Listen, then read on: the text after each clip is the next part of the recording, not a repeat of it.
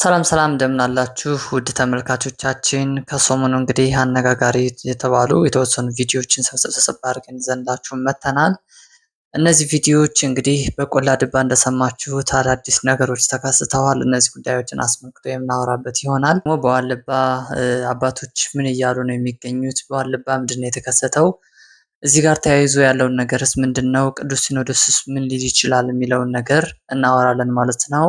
እስከ ቪዲዮ ፍጻሜ ድረስ አብራችሁን ቆዩ። ወደ ቪዲዮ ስለ ቆላ ድባ ማምሻውን የተሰማ መረጃ አለ። በጎንደር ምስራቅ ደንቢያ ቆላ ድባ የታየው የኪዳነ ምህረት ድንቅ ታምር ዛሬም በፈውስ ቀጥሏል። አይኑ ጨርሶ የማያይ አንድ ወጣት በጸበሉ ተጠምቆ አይኑ መብራቱን የሚገልጽ ልብ የሚነካ የምስራች ከስፍራው ተሰምቷል። ከአለቱ ስር በፈለቀው በዚህ ድንቅ ጸበል ብዙዎች ከየበሽታቸው እየተፈወሱ ይገኛሉ። በቆላ ድባ የሚገኘው ይህ ጸበል መሳሪያውን ያስቆመች እናታችን ቅድስት ድንግል ማርያም ዛሬ ብርሃንን ሰጠች በሚል ምስጋናና እልልታ አካባቢው ተሞልቷል። እግዚአብሔር በቅዱሳኑ ላይ ድንቅ ነው። ይህ ወጣት ከዓመታት ጨለማ በኋላ ብርሃንን ማየቱ ለብዙዎች የእምነት ጥንካሬ ሆኗል። ይህንን የምስራች ለሁሉም ሼር አድርጉት። እንዲህ አይነት ድንቅ ተአምር ስትሰሙ ምን ይሰማችኋል? በኮሜንት ላይ በቆላ ድባ ከሰሞኑ አንድ የተከሰተ ነገር አለ። ይህ ምንድነው? የእመቤታችን የድንግል ማርያም ምስል በአንድ ዛፍ ስር ከብርሃን ጋር ታይቷል የሚል በጣም ብዙ ሰዎች እየተነጋገሩበት የሚገኝ በሶሻል ሚዲያው በተለያየ አጋጣሚ በጣም ብዙዎች እየተነጋገሩበት የሚገኝ ነገር አለ። እዚህ ጉዳይ ላይ ብዙዎች ሀሳባቸውን ሰጥተዋል። ብዙዎች አስተያየትም እየሰጡ ይገኛሉ። እንዲሁም በአካል እዛው ቦታ ነን እና እውነት ነው እንደዚህ አይነት ነገር ተፈጥሯል የሚሉ በጣም ብዙ ሰዎች አሉ። የቅዱሳን በረከታቸው የአንድነታቸው በእኛ ጋር ጸንቶ ይኖራል እንደሚለው ቅዱስ ጳውሎስ የቅዱሳን በዛ ቦታ ሊከሰቱ ይችላሉ፣ አይከሰቱም አይባልም። ነገር ግን እዚህ ጋር ተያይዞ መታሰብ ያለበት አንድ ሁለት ሀሳቦች ልንገራችሁና መለስበታለን ማለት ነው። ግን ከዛ በፊት የተወሰነ ቪዲዮዎች ላሳያችሁ። የመጀመሪያው የነበረው ምስል ምን እንደሚመስል ላሳያችሁና ከዛ እናወራለን ማለት ነው።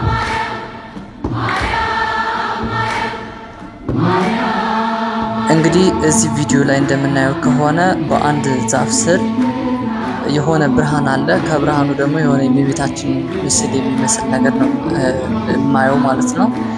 እና እዚህ ላይ ተያይዞ እንግዲህ እዚህ ላይ ነው የእመቤታችን ጸበል ፈልቋል፣ እንዲሁም ደግሞ አይነ ስውራንን አብርቷል እየተባለ የሚገኘው። ይህ ምን ያህል እውነት ነው፣ ምን ያህል ትክክለኝነት ነው የሚለው እኔ በአካል ቦታው ጋር ሄጄ እስካልተገኘው ድረስ ትክክል ነው እውነት ነው ማለት አልችልም። ቅዱሳን ሊገለጡ ይችላሉ፣ በረከታቸው በዛ ቦታ አሳርፈው ሊፈውሱን ይችላሉ። እውነት ነው። ከዚህ በፊትም በጣም ብዙ ያየናቸው ነገሮች ስላሉ ማለት ነው። ነገር ግን እዚህ ጋር ሁለት ልብ የሚባሉ ነገሮች ሊኖሩ ይገባል። አንደኛ እንደዚህ አይነት ቦታዎች ላይ እንደዚህ አይነት ነገር ሲከሰት መጀመሪያ መሄድ ያለባቸው ምዕመናን ለፈውስ ለጸበል ሽሚያና ሩጫ ሳይሆን መጀመሪያ በኢትዮጵያ ኦርቶዶክስ ተዋሕዶ ቤተክርስቲያን እውቅና ያላቸው ሊቃነ ጳጳሳት፣ መምህራን፣ ካህናት ሄደው ከቦታው ተገኝተው ያንን ቦታ የእመቤታችን ትክክለኛ በረከት አድሮበታል ወይ ያ ቦታ በትክክል የእመቤታችን ነገር ተአምራት ተገልጦበታል ወይ ብለው ያንን ቦታ ካዩ በኋላ ጸበሉን አይተው ባርከው እግዚአብሔርን አመስግነው ለኛ ከሰጡን በኋላ ነው ለጸበሉ መሮጥ ያለብን፣ ለጥምቀቱን መሄድ ያለብን ማለት ነው። እንደዚህ ባልሆነበት ግን ማንም ተነስቶ ወይም ደግሞ የሆነ አጋጣሚውን ተጠቅሞ የሚያስጨበረብሩን አካላት ሊኖሩ ስለሚችሉ ከዚህም ጋር ተያይዞ ሰይጣን በተለያየ አጋጣሚ ሊፈትነን ስለሚችል ጸበል ከመውደዳችን የተነሳ አዳዲስ ነገሮችን ከተአምራት መናፈቃችን የተነሳ ሰይጣንን በዚህ ጉዳይ ላይ ሊጫወትብን ስለሚችል ከዚሁ አስቀድመን ግን ማድረግ ያለብን ቅድም ያልኳችሁን ነገር ነው ማለት ነው። መጀመሪያ መጸለይ ያለብን እውነት ከእግዚአብሔር ነው ወይስ ምትሃት ነው ወይስ ምንድነው ነገሩ የተፈጠረው የሚለውን ነገር ቅድሚያ ጊዜ ሰጥተን ከአባቶቻችን ጋር ሆነን ይህን ነገር መፍታት ይኖርብናል ማለት ነው። ምክንያቱም በጣም ብዙ ሰው አሁን ላይ ለኔም ሰው የደወሉልኝ ሰዎች ነበሩ። ምክንያቱም ቆላ ድባ የምታውቀው ሰው አለ ወይ እዛ ጸበል ቀድተው እንዲያስቀምጡልኝ፣ ከቆላ ድባ ከአዲስ አበባ እስከ ቆላ ድባ ምን ያህል ኪሎ ሜትር ነው፣ በምን አይነት ትራንስፖርት እንሄድ እያሉ በጣም የጓጉ ሰዎች አሉ ማለት ነው። ይህ የኦርቶዶክሳውያን ባህሪ አይደለም። ኦርቶዶክሳውያን በጣም የተረጋጉ ነገሮችን አጣርተው ቀስ ብለው ተረጋግተው ከእግዚአብሔር ጋር ሆነው የሚያደርጉ እንጂ እንደዚህ ታምራትን የምንወድ እንዲሁም ደግሞ ድንቅ ነገሮችን ብቻ ፈልገን የምንሮጥ መሆን መቻል የለብንም። ምክንያቱም ከዚህ በፊት አንድ የሰማሁት ነገር ነበረ።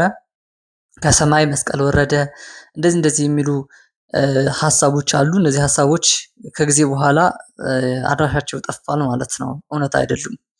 እና ከዚህ ጋር ተያይዞ እውነታውን ምንድን ነው ብለን አጣርተን ማድረግ ያለብን። ሁለተኛ ደግሞ በሶሻል ሚዲያ ዘገባ የምንሰራ ሰዎች ከቦታው ሂደን እስካላየን ድረስ ከቦታው ሂደን ካልተጠመቅን አባቶች ምን አሉ የሚለውን ነገር እስካላጣራን ድረስ በትክክል አስመስለን እንደዚህ ተአምራት ተፈጠረ እንደዚህ ተፈጠረ አይነ ስውር በራ ምናምን የሚለው ነገር ትንሽ ጊዜ ብንሰጠው ከዛ በፊት ማድረግ ያለብንን ነገር ብናደርግ ማን ይወስድብናል? ጸበሉ ኦልሬዲ ለኛ አይደል የፈለቀው። ስለዚህ ጊዜ ሰጥተን ብናጣራ ማለት ነው። ቅዱሳን አይገለጡም በዛ ቦታ ተአምራታቸው ሊፈጸም ይችላል ላይፈጸም ይችላል ምናምን የሚለውን ሀሳብ በራሱ እንደየክርስቲያኑ የሚወሰን ጉዳይ ነው። እኔ በበኩሌ ተአምራት ሊፈጸም ይችላል፣ ጸበልም ሊፈልቅ ይችላል። ፈልቆም አይተናል በአካል በአይናችን ማለት ነው። እና ይህ ጉዳይ ግን መጀመሪያ ማጣራት ያለበት አካል ያጣራ፣ ከዛ በኋላ ነው መሆን ያለበት የሚለውን ሀሳብ አጽንኦት ሰጥታችሁ እንድትይዙልኝ ፈልጋለሁ ማለት ነው። ሌላኛው ትክክለኛ ነው ወይስ ትክክለኛ አይደለም የሚለው ጉዳይ የጊዜ ጉዳይ ነው። እኔ ቦታው ጋር ሂጄ በአካል እስካላየሁ ድረስ ትክክል ነው ብሎ ለማመን ትንሽ እቸገራለሁ። የጊዜ ጉዳይ ይፈታዋል። ትክክል ከሆነ እንግዲህ የምናየው ነገር ይሆናል። ትክክል ካልሆነ ደግሞ አድራሻውን ይጠፋል ማለት ነው።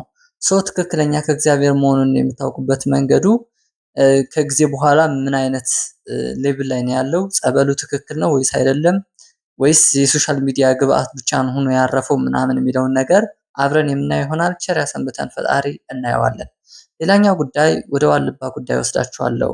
ከሰሞኑ እንግዲህ በሶሻል ሚዲያም በተለያዩ አጋጣሚዎችም የዋልባ ጉዳይ መነጋገሪያ እየሆነ ይገኛል። ምንድነው ዋልባ የተፈጠረው? በምን ምክንያት የተፈጠረው ይህን ነገር የሚለውን ነገር የተወሰነ ቪዲዮ ላሳያችሁና ከዛ በኋላ የምናወራ ይሆናል ማለት ነው። እርቦናል። አሁን ተሸጡ ሲሉን ወሬ ነው የምንሰማ። እኛ እስከ ቤት ነው ያለነው። አሁን ግን በምን ተሸጡ? ኧረ እህሎት አለ የሚበላ የለም፣ በርበሬ የለም፣ ባቄላ የለም። እንግዲህ እኛን ፊት እንሙት ይሸጡበት እንጂ ብለን ሳለ መቼም እንግዲህ እናንተ ተስፋ አድርገናል እናንተ ትረዱና ብለን ራብ እያንገበገበን ነው። እንደ ዘንድሮ ያለ ችግር የለም። ይህ ድምፅ ከዋልባ አባቶች የተላለፈ በጣም የሚገርም ድምፅ፣ ለጆሮም ለህሊናም ለጭንቅላትም የሚጨንቅ ድምፅ ነው። ያችን ታላቋ ገዳም ዋልባ ምን አጋጠማት? ምንድነው ነገሩ የተፈጠረው? ይህ አባት እንደሰማችሁት እንግዲህ ራበኝ ነው ያሉት። እንደ ረሃብ ክፉ ነገር የለም። አባቶች በዛ በገዳም ሲኖሩ እስካሁን የምናውቀው ድረስ ራሳቸውን ችለው እንደምንም እየኖሩ የነበሩበት አጋጣሚ ነው ያለው። ይህ ነገር የሆነው በምንድን ነው? ሰሞኑ በጣም ብዙዎችን ዘገባ ሽፋን እየሰጡት ይገኛል። በጣም ብዙ የኢትዮጵያ ኦርቶዶክስ ተዋሕዶ ቤተክርስቲያን ወጣቶችም እዛ ቦታ ለመሄድ እየተነሱ ይገኛሉ። አንዳንድ ሀሳቦችም ሼር እያደረጉ ሶሻል ሚዲያን በመጠቀም ገንዘብም የተለያዩ ነገሮችን እያሰባሰቡ ይገኛሉ።